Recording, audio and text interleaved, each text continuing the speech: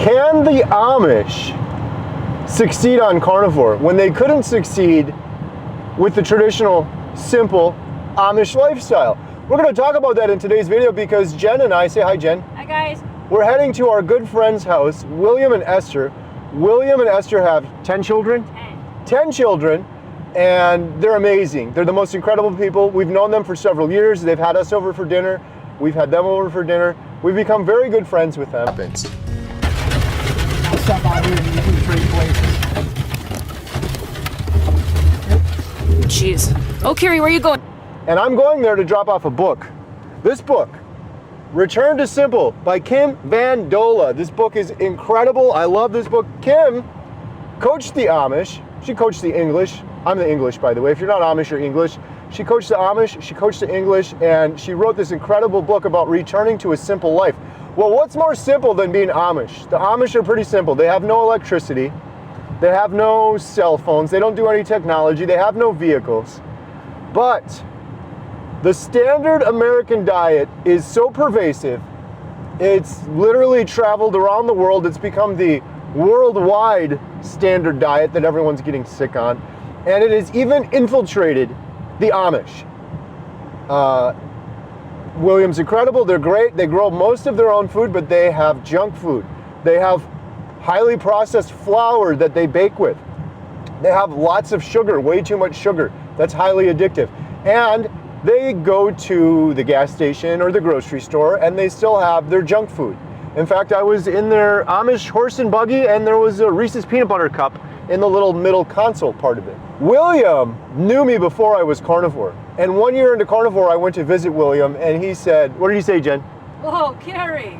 Whoa, Carrie, you're half the man you used to be. What happened? And I told him I did carnivore and he said, what the heck is carnivore? And I explained, William, do you know what a ketogenic diet is? And he knew, because for generations, the Amish community have used ketogenic diets to treat epilepsy. And so he knew exactly what keto was. And I said, well, carnivore is just a stricter version of a ketogenic diet. Beef, butter, bacon, eggs, nothing else, and it will heal everything. Quick interruption. BeastMode Soap sent me this soap, 100% beef tallow, free to try. This is certified grass-fed tallow, never vegan, made in the USA, natural essential oils. We got forest ash, paleo pine. We're in the pine forest. The forest ash is my favorite. I've been using it for a while now. They sent this to me for free, but I liked it so much I agreed to do a paid partnership with them because I believe people need to know what they're putting on their body. And the soap that I had at home is full of chemicals, detergents. Seriously, after I use this soap, my skin feels so soft and so incredible.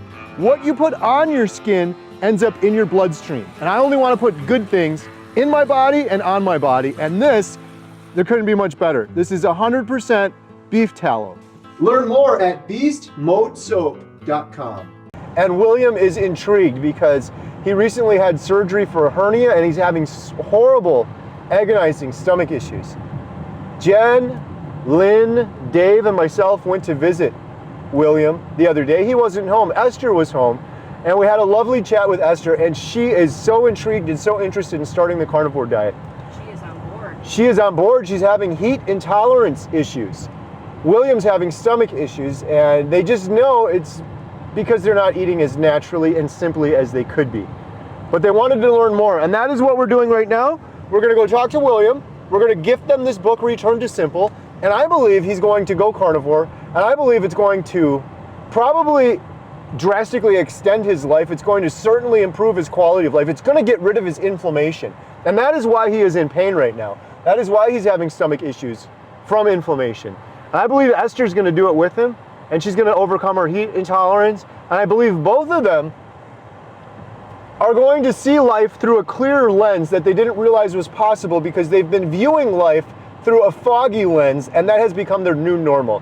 And for those of you that are watching this right now that aren't eating a proper human diet, you are looking through a foggy lens that you have normalized in your brain, and you don't know what it feels like to feel like I do. You are missing out. You don't know what it feels like to feel like how Jen feels. You don't know what your stomach should feel like when you don't have bloating and inflammation and it's just light and airy and it doesn't hurt you anymore. We're gonna go visit William and Esther, drop off this book, and then we're going to tell you what happened. So stay tuned. We'll be back in a second. Bit. We'll be right back. Boopity boop.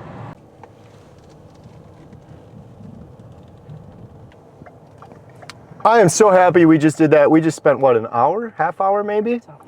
With William and Esther, and William was home, and he was so thankful and excited that I gave him the book. I told him about Kim and the work she's doing, and he's like, I'm going to read this book right away. He was really excited, and his wife Esther's so interested in carnivore as well. I really think they're going to do it, and we're going to stop back. We give them a little time. Their house is kind of far away from our house, but we drive past you when we go visit my dad, so we're going to mark the calendar. We're going to check back in 30 days and see if William's half the man he used to be. I say that lovingly because that's what he said to me when he saw me after doing carnivore. He was so interested in it. We were telling him about all these stories of healing. I told him about Kent Carnivore, Lee Copus, and his colostomy bag. They were asking me, "What, you went to Australia?" And I said, yeah, we filmed Limitless Lindy, who was 800 pounds, lost 500 pounds on carnivore. And he gets it. He gets all of it. The first thing he said to me was, you know, America is just so unhealthy now, and they're just eating so much food. And I said, William, you nailed it on the head. And if you look in Kim's book, I was just looking on the ride over, one of the chapters has a little subheading, and the subheading says, don't overexpose your camera. The subheading says, we are overfed and malnourished at the same time. We are totally overfeeding ourselves while simultaneously being malnourished. We're eating all of the wrong foods and we're not nourishing our bodies. That is why these GLP-1s are crazy. Because the root cause of the problem is people are literally malnourished. Yes, they're fat because they're eating too much, but they're eating too much of the wrong foods. Taking a GLP-1 allows them to continue to eat the wrong foods, continue to be malnourished, just to a lesser extent, at the expense of your muscles and everything else. You can't cheat Mother Nature. So William got it. The last thing I want to say I'm really excited about is, I don't know if you heard this, Jen, because you were talking to Esther. Mm-hmm. William was saying, we have a whole co-op of Amish that do really good, proper, grass-fed beef. We just don't know how to distribute it. He's like, Carrie, we got everything, and it's proper. It's well-raised beef, no grains, it's grass-fed. He said, we got a guy that'll process it, but we don't have the link from processing it to getting it out and delivering it all over the country. He's like, if you could figure that out for us, we could have not just a successful business, but we could actually be healing people and feeding people the proper foods they should be eating. So I'm calling out to everyone on here. Anybody know of, I don't know, is it a middleman? What is it? Someone that could take it. They could get it all the way to the point of processing and putting it in a freezer. But the infrastructure for a website, is this something that we do? We don't have time to do it. Someone out there have time to do it? The infrastructure for a website and the ability to take orders and the logistics so that they could ship it all out. He's missing that part. He can produce the amazing grass-fed beef.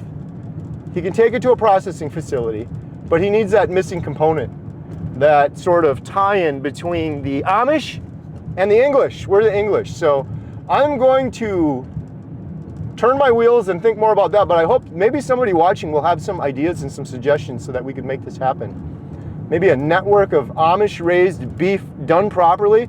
And he's like, we don't have any problems. You could come out here, Carrie, with your camera, and we'll show you how we are doing this from start to finish properly. I'm like, that would be amazing YouTube content anyways, and we could show people the right way to do it instead of going to the grocery store buying beef that comes from Mexico and some processing facility, factory, God knows where. So if you enjoyed this video and you want to see more videos I've done with the Amish, why don't you watch this video I have in the upper corner of the screen. This is when William taught me how to ride a horse and buggy, and I nearly collided into traffic at 55 miles an hour, and Jen nearly had a heart attack. Yes, I did. Thanks so much for watching. Beep.